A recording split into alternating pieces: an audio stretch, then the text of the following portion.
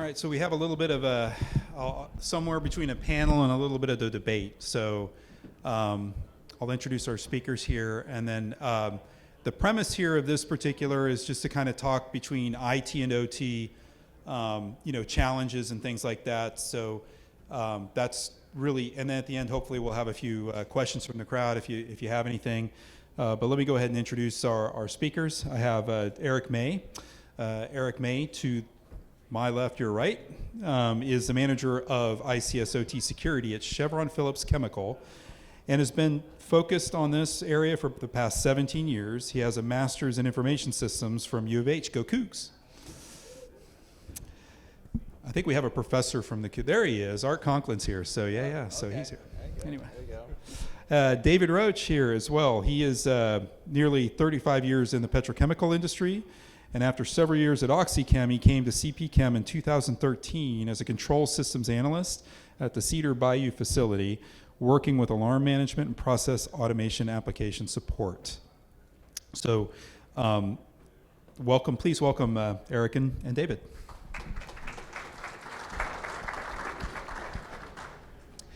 So to make sure, let me go through.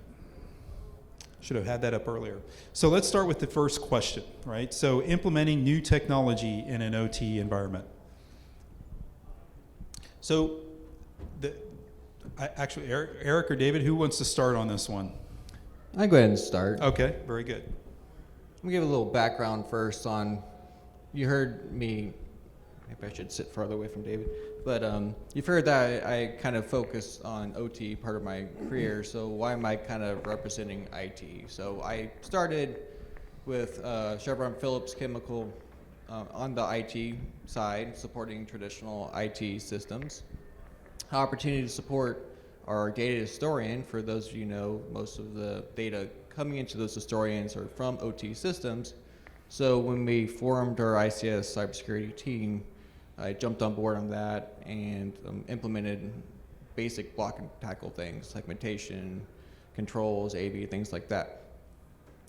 So I spent most of my career doing that, and recently I moved over to oversee the whole ICS OT cybersecurity program. So I have that IT mindset, understand the differences between IT and OT, since I was in that unique position to do that.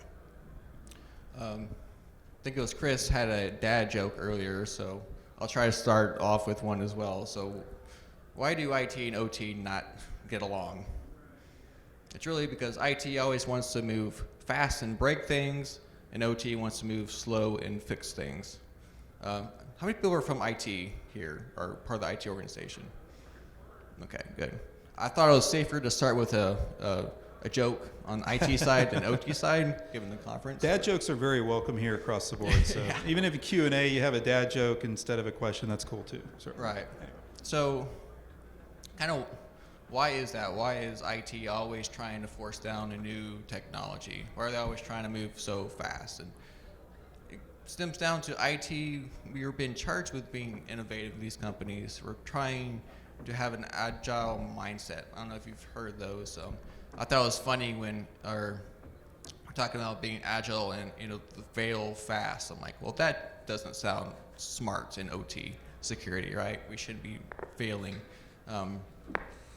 But when we're trying to implement new technology, we're trying to stay ahead of the threat.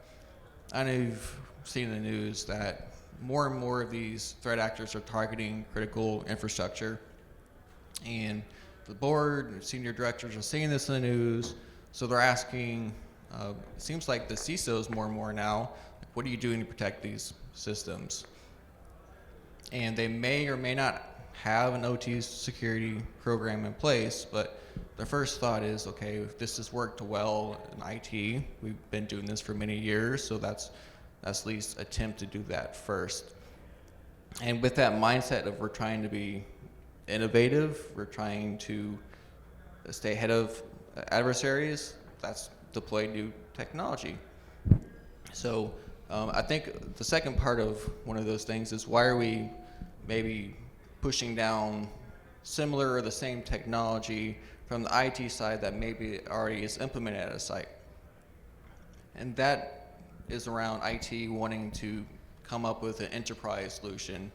It's one solution that we can support, get a single pane of glass, and in IT we don't understand that maybe there's reasons why that system has worked so well at the site. Maybe it's a vendor requirements, or they have older systems that support the newest technology. So just take that to mind whenever IT is trying to come up with a new technology. They just may not understand why that won't work in OT system. So I'm going to clarify a little bit of my background. I'm going to speak to the OT side of things, but the only lens I have for OT is through the petrochemical industry. I'm pretty sure that my experiences with what we're talking about are universal. You know, a manufacturing facility with a factory is probably no different on the OT side. So the biggest story that I want to convey coming through OT, and now I'm actually working in IT. I work for Eric. And I know Sam wanted a debate, and Eric and I looked at each other like, how are we going to argue? We agree. And so we decided to give anecdotal stories as best we could. But we both came from a manufacturing site where Eric there was mostly IT, and I was purely OT. And the thing that made it work for us was communication. And I think Chris was talking about that. And I hope that's a reoccurring theme today from all the speakers, that communication is paramount. But I think another piece of it is understanding each other. We have different drivers, okay? IT, from the OT perspective, IT just wants to change stuff, okay? Eric's joke, I was like, that's not funny, that's true. You know, when he ran that by me the other day. It's IT, I've come to learn, and as silly as this sounds, one of the big revelations to me was IT is all about IT. And OT is only about IT about 5% of the time. OT is run the plant, start the plant, keep the plant running. OT is this engineer wants his report, the manager wants his report, accounting wants their data, environmental is complaining because their data's wrong and we've got a Title V deviation if we don't get this fixed. The plant is down. Hey, this turbo expander won't come up. Can you run your laptop out there and see what's going on with the PLC? Change is not what OT craves. OT craves a calm day. OT wants a nice status quo day. And it's important for IT to understand that. IT's not trying to do anything wrong. IT is based on security. That's their driver. IT wants cybersecurity. They want things to be compliant and right, and it's for the best good. OT wants that too, but that little bit is only a small part of an OT person's day. And it's super important for IT to understand that. IT sometimes doesn't understand why patching perhaps isn't done timely. There are other drivers in the plant.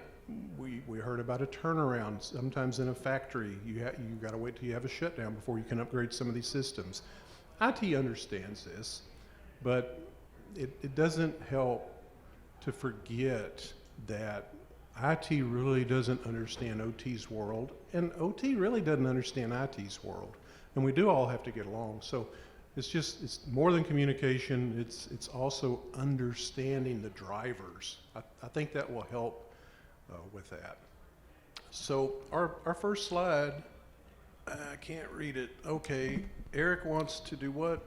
Eric, the board CISO wants us to secure the plant. We plan to deploy this program or technology in your plant. And David, yours is, we have this program tech already. Why? Are you aware of the risks to production? So a good example that I think fits this is we're still struggling with this. I'm sure many of y'all are as well. Removable media, USB media in both environments. It's a threat vector. And IT And IT was given a directive, to be fair. So it wasn't IT's idea. But IT pushed the plan to eliminate USBs. And OT side was saying, but we need them to do this, this, this, and this. And there was a lot of friction there. It was a typical type IT, OT headbutt. And honestly, we're still talking about it. We still don't have a good plan in place. We've got plans. We feel safer than we were, but we're not where we both really want to be. So, you know, that's a good example, and maybe you can relate to that. Yeah, and that was a typical example of IT knowing the business better than OT, right? We don't use USBs in this company, so let's just get rid of them, right? So another thing that's driving a lot of these things, I think Chris brought up Industry 5.0, or you've heard of digital transformation. So we're trying to, you know, connect systems that were once disconnected, or we're trying to get data from these systems outside of these secure networks. So that's, you know, maybe they can do better training on future production or increase reliability. Whatever it means, we're trying to digitize these systems, which increases the risk. And from a security standpoint, we're trying to bake in security into that digital transformation. And you know, in our organization, that's been tasked with the IT side, but maybe difference between which company you work for. But at the end of the day, we both need to work together to implement these solutions. It's going to involve technology. It's going to be involving technology on systems that IT just doesn't understand. They haven't been in these networks day in and day out. And we can normally handle small disruption on typical IT systems, unlike in the OT systems. So, to David's point earlier about us having to work together, we don't know each other's environments, so we have to come together to understand this is maybe a requirement from company that we need to implement this technology, but we need to make sure that we're doing it the right way, the safe way. And maybe another question to that particular topic. If you get a directive that comes from high saying, we have this digital transformation project, we're going to do these 3 things, and here's your marching orders. At that point, how do you engage and identify the people that need to be part of that conversation so that you can get a successful outcome for something like that? So I know what we started is trying to form teams and making sure that the teams have representation from each group, because we may not entirely know who all to include, but we have a general idea of which teams need to be involved. So maybe we have a representative from that team, then say, oh, no, you need to include this person. So it's just kind of a snowball effect, and make sure we get all the right people involved. So that's kind of how we've been approaching right now, and building those relationships. Like me and David worked at the same facility for a long time, so he knew OT very well, and I knew IT very well, so we would have just recurring, almost daily calls with each other and understand, here's what I'm being asked to do, who do you think should be involved in this? Yeah, and that was paramount to us getting things done. I'm not just saying it because he's my boss today. Eric and I, he'd pick up the phone and call me. I'd pick up the phone and call him. We got things done, and it felt good. And sometimes we weren't happy with the way things went, but we understood this is what we've got to do. Both sides had to do some give and take. And I will say this too. I was brought into this IT group to bring that experience to it, to help them understand and bridge those gaps. So, you know, I applaud my company for doing that, not just because I got a really cool job, but, you know, it was a great reason. And I'm actually there representing OT at a higher level when so many times in the past they've not been in the room when the decisions were being made. Awesome, thank you. Let's go on to the next topic here. So disrupting existing processes is the next topic. So from an OT side, last time IT was in here, they disrupted a process with insert technology here, and we can't have that anymore. I'm sure some of us have all heard those stories about the bone scan that went awry in a OT environment and bricked a PLC or something funky like that. On the IT side, this program tech has helped the back office secure and improve this particular thing and never disrupted anything. So 2 different perspectives. Who wants to start? I'll start. All right. So, yeah, that happens, right? Come on. It happens, right? And unfortunately, it's one of those things, if it happens once, it's you know, you're branded with that for years. You know, you only get one mistake. And I want to make it clear, OT people make mistakes too. But I think the difference between our little OT family having a faux pas, you know, like, crud, we get it fixed, we get the unit back up or whatever it was that we did, that is always so much different than an IT person coming in and making that same mistake for a couple of reasons. One is when my fellow OT person does it, it's kind of like the analogy of your brother dinged your car. It's a lot easier to get over your brother dinging your car than it is the guy down the street dinging your car, right?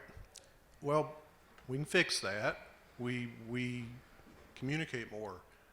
He's my brother too. We've got to figure that out. We're all trying to do the same thing, and that's our job for this company. I said I had 2 things. I've already forgot what the other was. But Understanding the process potentially and what the impact is.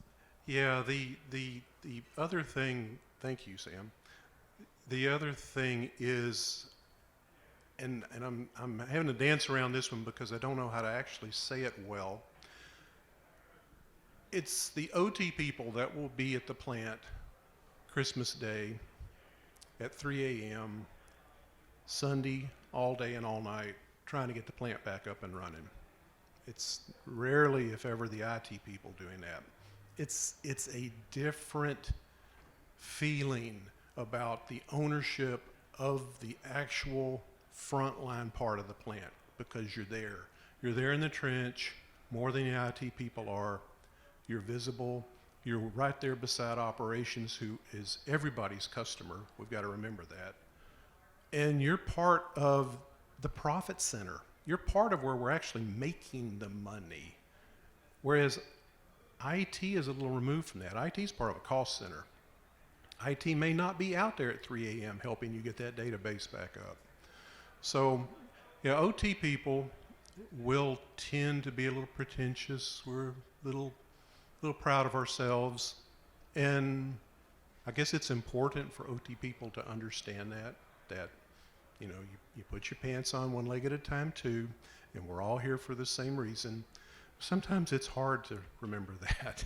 And it's easy to get frustrated at a group that you may consider to be an outsider trying to impede what you're trying to do to run the plant. Yeah, I find this one funny because there's kind of a double standard there where, you know, OT, you're there day in, day out doing work, you're going to cause disruption, whether it's a mistake or unintended consequence, but an IT person dare come in there and make any kind of change, you know, they're forever known for, that one person you're going to break, what are you going to break today? It's because, you know, IT, we haven't been there day in and day out. We haven't built those relationships with the operations board operators.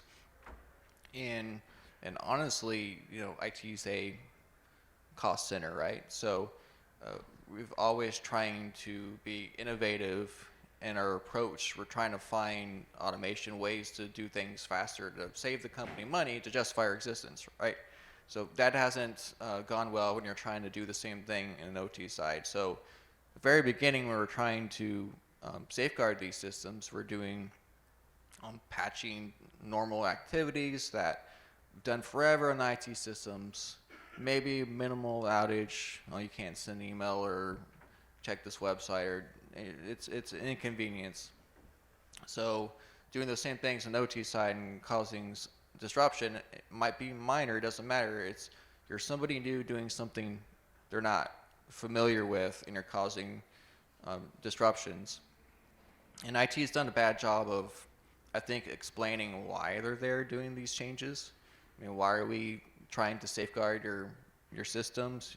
Right now, we're trying to um, innovate on what we're doing. So try to secure these systems, but also we're just trying to stay ahead of the competition, right?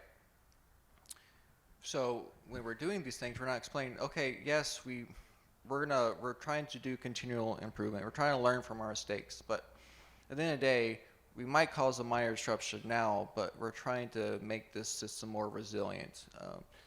I can guarantee you that an outage from, a threat actor, I think Chris mentioned earlier, ransomware throughout your OT environment, they had to rebuild the whole system. That's crazy. So that's a much worse scenario than us accidentally bringing down a critical system, in my opinion. But mistakes are made by both sides. You just got to make sure that you are communicating what you're working on towards, making sure everyone's on board and understands the reason behind it, and educate, just the users that this is not something that we want to do. It's something we have to do as an organization to survive. So it's not just IT playing with new technologies, right? So. Well, yeah, and to that point, so David, IT comes, knocks on your door, you're in the plant, says, hey, we're finding all these old Windows devices here. We need to go patch, right? Systems are running fine. Everything's fine. How do you handle that from the plant side? So there's probably a reason they're not patched. And the reasons may not hold much water with IT, but when you've got a system that's managing several large motors and it's running a Windows 7 computer interface and an ancient PLC and some really old applications that do not run on anything other than Windows 7 or maybe even XP, okay? So we've got software that is limited to the operating system. The operating system is now obsolete. To change this, you've got to change this entire thing. You're talking, $1.5 million and bring the plant down. And that's a legitimate scenario. I'm not just exaggerating this. You may be looking at millions of dollars to fix a system that's got one ancient interface. And yeah, these things need to be done, and we need to put them in the budget, and we need to work on them, but obviously that's not as simple as it would be in an office environment where somebody's got an obsolete laptop and you're like, hey, you're way past life cycle, let's get this thing out of here. OT has to deal with that constantly. Life cycle's a big part of OT, and understanding how to make that fit with the plant budget, to fit with the shutdown schedules, to get the proper technology. And these are the stressors, part of the stressors that OT has to face and is working through. And while it is a little bit IT, it's also a lot of infrastructure work. It's quite a bit of other things. And when IT comes in and says, no, we got to do it now, it's well, we've been working on this for 6 months, and we're at least another 6 months from getting it done. So it goes back to having the proper communication. Explain to IT. Here's our limits, here's our gaps, here's how we got here, here's how we're trying to get out of this. And IT has to listen. IT's got to convey, you realize we are at risk. This is bigger than maybe you think. OT has to listen. Yeah, okay, that is a bigger risk than I understood. Goes back to we've got to communicate. That was Chris's reoccurring theme. Making those relationships in the field with the field people. And the field people were making them back towards the engineering team as well. He couldn't speak for them, but that was happening. They were getting a better appreciation of why he was there and what his things were about. And that's what I'm advocating to all of you, whether you're IT or OT. Get to know each other and understand the drivers. It's the only way you're going to actually get to a consensus. Yeah, and on that standpoint for the IT side is they need to make risk-based decisions. Okay, this Windows 7 PC it's buried down in the network. We have plenty of other controls in place. Is patching really that important? So, okay, we come together on a good solution on securing the system, but still running. Put controls around it. So it's get out of this mindset of, oh, that's an old OS, just update it or patch it. That sometimes that's not realistic. So let's look outside of that and say, how can we secure the perimeter or separate these more risky systems that can't be updated during a turnaround. I know turnarounds are sometimes 3 to 5, 7 years planned down the road. So that's put some mitigating controls in place until we can touch that system. Yeah, an OT person's day is mostly about fixing stuff. Something's always broke, something didn't work right, or somebody wants something new, and you've got to engineer and design something. Fix, fix, fix, fix, fix. The last thing an OT person wants to do is fix something that's not broke. And that Windows 7 machine's doing just fine. I've got this other thing over here I'm worried about. Again, it goes to understanding each other's day. Awesome. Let's move to the next topic. Different goals and objectives. I think we've touched on some of these a little bit, but let's dive in a little bit more. So from the IT side, we have an objective to meet an IT goal. It requires assistance from OT, and the request is urgent. On the OT side, we have our own initiatives here. You want us to do ours and yours too? Yeah, this one's funny. IT is saying something's urgent. It's always urgent. But I don't know if y'all are familiar with the CIA triad. They say IT is focused on confidentiality and OT's on availability. In the middle, you have integrity. But so from the get-go, we kind of have different mindsets of what's critical, what's important to us. We may have similar technologies, maybe the same deliverables, but it's hard for IT to understand that it's going to take a lot longer. It's going to be harder to deploy those technologies or meet that objective on the OT side. So IT really has to make sure we get the right people making decisions on what is a realistic objective or timeline to implement a solution. And also, I think we have a lot of shared goals and objectives that we don't necessarily talk about. At the end of the day, we want safe, reliable operations for our companies. We want everyone to go home safely, and we want our company to be profitable because we want a job, right? We all need a job. So I think instead of, it's easier to focus on where we're differing goals and objectives. That's fine, a middle ground, say, okay, let's start with things that meet both of our needs first. Let's tackle those things, and let's expand from there. And we both have customers, maybe the same or maybe they're different, but at the end of the day, I bet you those customers have similar objectives and goals. So we can kind of come together and find, okay, what is the common theme here on what we can work on. And I think I've been answering this one the whole time I've been up here. Yes, we have different goals and objectives.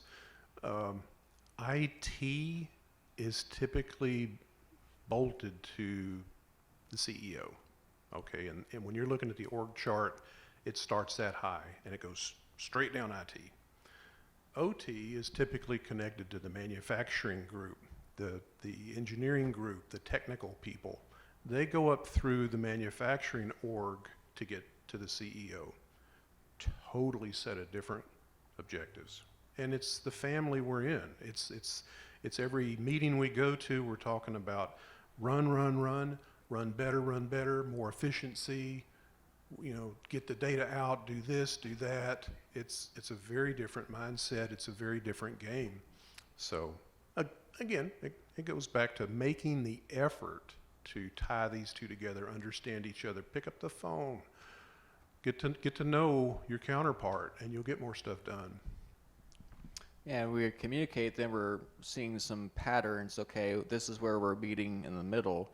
A lot of our cybersecurity initiatives support the end goal of continuous operations, availability portion, because you can't operate if you are down from a threat actor. Or I know there's the flip side there. You're implementing controls and you're bringing the plant down too. But it's just the end goal is we're trying to support these initiatives from the C-suite level, and I want to focus on digital transformation for a second, because I think that's a huge one right now that I think we're all dealing with. Is we're doing new things with these systems, And in order for us to do this successfully, we have to get input from multiple groups to understand. First of all, IT doesn't understand the data. Maybe we can help you get data from a system to another network. Maybe it's your business network level 4 or cloud, whichever way. But we don't understand what data we need to funnel up. So we need people in the OT side to say, why are you getting data from this engineering control system? You should focus on your data story and help kind of make our expectation realistic too. Like, no, you can't get that data. That's not going to be possible. You spend millions of dollars, because sometimes it's a great idea. Let's just get this data, but when you're trying to implement it, it's like, oh, it's not realistic. We can't do that. It doesn't make sense. Yeah, that is something that I've learned working with IT people more and more, is the misunderstanding, or the IT people think that data is data. It's all empirically based thinking. If this number is here, it must be perfect. It must be right. And that's not true. It could be wrong. Instruments fail. Instruments drift. You don't understand the timestamp that's on this data. That's not the timestamp that actually occurred in the field. That's the timestamp that was given to it when that data finally arrived at the data historian, which was 5 devices down the line, which each have different scan times. IT is really confused with that typically. That can't be. Yeah, it can be. You need to listen. I'm telling you how it is. So it's understanding the data. This is what Eric's talking about. We recently ran into this with some new environmental software, and there was just gigantic misconceptions about the data flow, and the time stamp that's on the data. And the biggest problem was the fact that sometimes the data's wrong, and you have to fix the data. And there's ways to fix the data, but when you fix the data where its source is, you've got to have the ability to bring that data in after the fact into this system and put it where it goes. Well, it sounds simple and obvious, but when software isn't built to do that from the beginning, it can't do that. And so, then the growing pains and on and on. So yeah, it starts with, that communication. Get with the people that are going to be serving you this data. Make sure everybody understands what this data actually is, the quality of that data. And sometimes that data changes. Sometimes the parameters around that data change. When operations does finally have this shutdown and they upgrade these systems, things change. So There's been many times where I had an objective set in my mind, like, okay, this came down from the CISO to me, like, we're going to do this, and I have a plan in place, and I call David, and he immediately just kind of destroys my plans. Like, that's not realistic. You can't do that. It's like, that's not really what's happening out in the field. So he keeps me level-headed. So I think it's important to at least have one person or somebody you can count on to communicate. Here's my plans, and can you fact check this to make sure it makes sense? That's great, and it also kind of alludes to Chris had in his presentation of not everything that you have on paper is going to work in the field, right? So really good advice there. So this is the end of our slides. I had one question to wrap it up for both of you, and can you talk about a win? And this win doesn't have to be, hey, here's this giant project, right? It could be something super simple, right? It doesn't have to have a huge revenue impact or cyber impact or anything like that. Can you tell us about a win? Yeah, I can. That one's kind of easy for me. It's actually having David on my team here with me, because it's I've known. So we've had, we've seen a need. We have IT people in this spot. So our ICS security programs under the IT organization. So it's typically we've had IT people here, but we really needed a fact check, get somebody who has the experience out in the field, actually has seen what's going on, and it can be, someone just outspoken.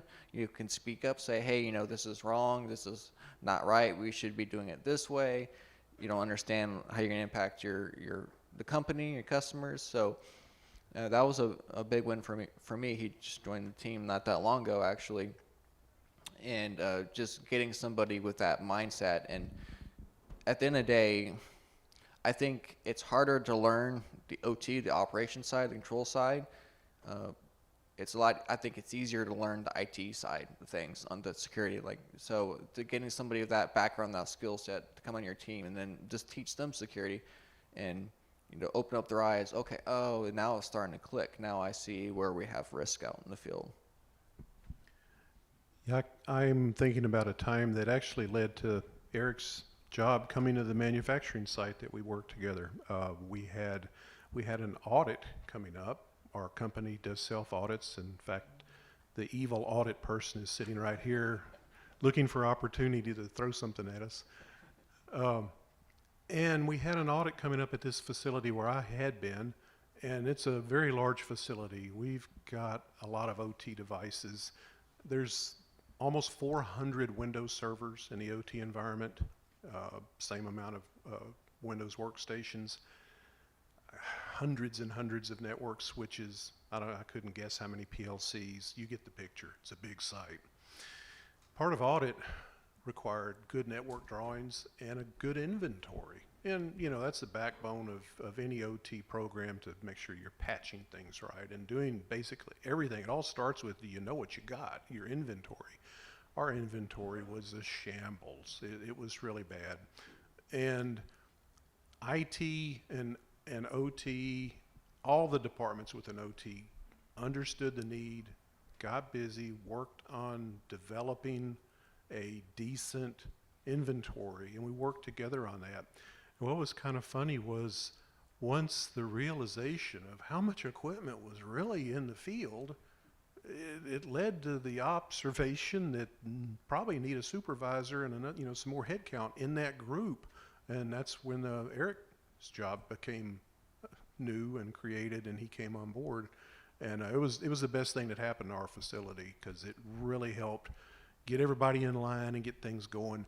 He did a great job of communication. I can't say that enough, and I'm not saying it because he's my boss. He knows me. I don't have a filter. I'd say what I want to say. But no, he's earned it. Eric's got a good head for trying to listen and seek this stuff out. So, try to find somebody like that in your counter organization, whichever side you're on. Find that. Try to be that for yourself and for your organization, and success will follow, or it should. Thank you. Do we have any questions from the audience? I'll come to you, and I'll bring you the microphone so we can hear it, and as we're recording this as well. So.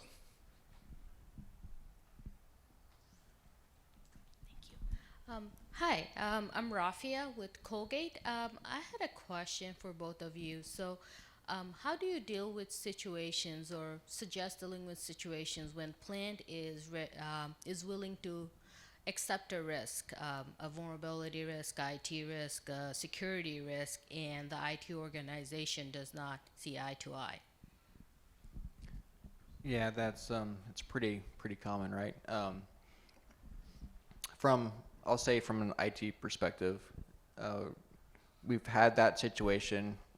David kind of mentioned one with an old OS system tied to equipment. It doesn't make business sense to replace that right now. So we accept the risk, right? Or it's some kind of physical controls and cost a lot of money. For an IT organization, what I've been trying to strive for is, okay, that's document this risk. That's establish what kind of mitigating controls we can put in place. That's really validate, is this a risk to our organization? And that's put plans in place to eventually mitigate that risk. So that's not just say, okay, we're going to just say it's a risk, we can't do anything about it. So, okay, I agree with you, we can't do about it now, but maybe we should implement some controls around that system. We should definitely document it in whatever risk management software you use. I recommend having one, just the risk register. So to figure out when can we mitigate this risk, because I don't believe in it just accepting a risk. It's just always going to be a risk, so let's just move on to the next thing. So it's really around just making sure you document the risk, you implement controls in place, and you come together on a mutual agreement on a plan to fix it. We also try really hard to lean on our governance documents, and sometimes we've got passages that need to be included in them and we don't realize until one of these situations comes up. but we do try to follow NIST. We've got a long way to go to be perfect with that, and that's something that I'm working on right now, and it's quite the challenge. Governance documentation is tough. Trying to figure out all the things that may happen, and what is it that you really want to have happen.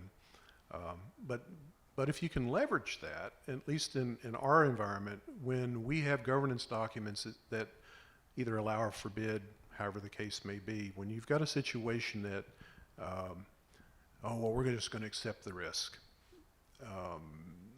If you can point to that standard and say, no, it's restricted, clearly, right here you can't do this, well then all standards can be accepted. You can have an exception process, but that typically takes somebody of authority, and you'll get your chance to present your case to that person. If they want to accept that risk, they can sign off on it, and you've done your part. Most of the time they go, no, we're not doing that. So governance documents are key to keeping that in check. And it's not a permanent exception, so that's kind of why we use exceptions, but it's a yearly renewal, so you have to approve this over and over again. So eventually somebody's going to start asking questions.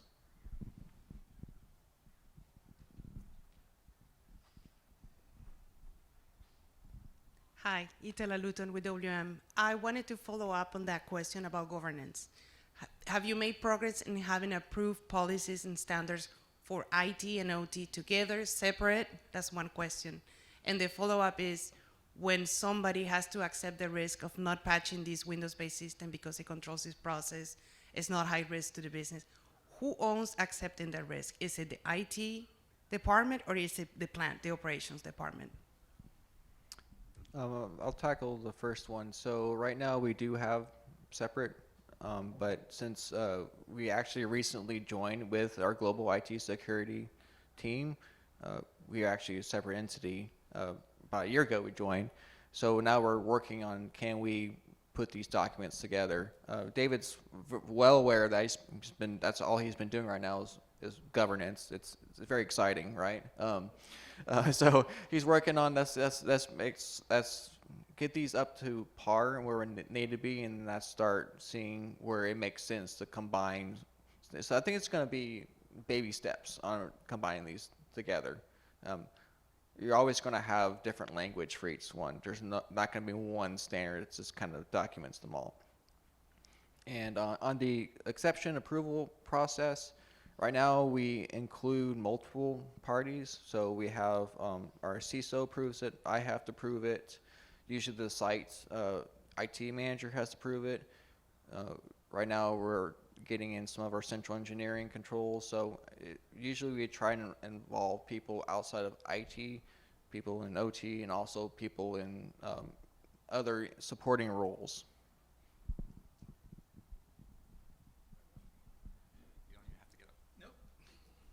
Hello. I have a question based off of something that David mentioned earlier.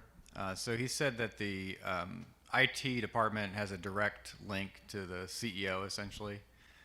So I'd like to know what the highest level IT position is in the organization. And then you said on the other side of the fence, it was led by manufacturing. So I'd like to know what the highest level position in manufacturing is that reports up to the CEO.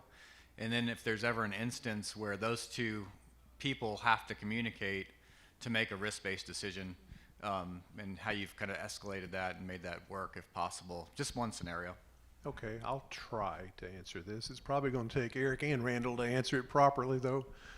So through the manufacturing site, there is a head of manufacturing that reports to the CEO. Beneath him, there's probably one additional layer before you get to each manufacturing site's plant manager. And then those plant managers have got technical managers that have other people that are over process automation, who have team leads who are over the OT people. For the IT side, there's the CEO, there's a CIO, and then that's where that organization begins, right there under the Chief Information Officer. Eric is what, 2 positions I under? report to our CISO, our Global IT Security Manager, who reports to the CIO. So pretty high up. So yes, do the people right under the CEO talk to each other? Yes, but I don't know what they say. So. So that's all the time we've got for now. We'll go into break. Thank you, David and Eric. Thank you very much.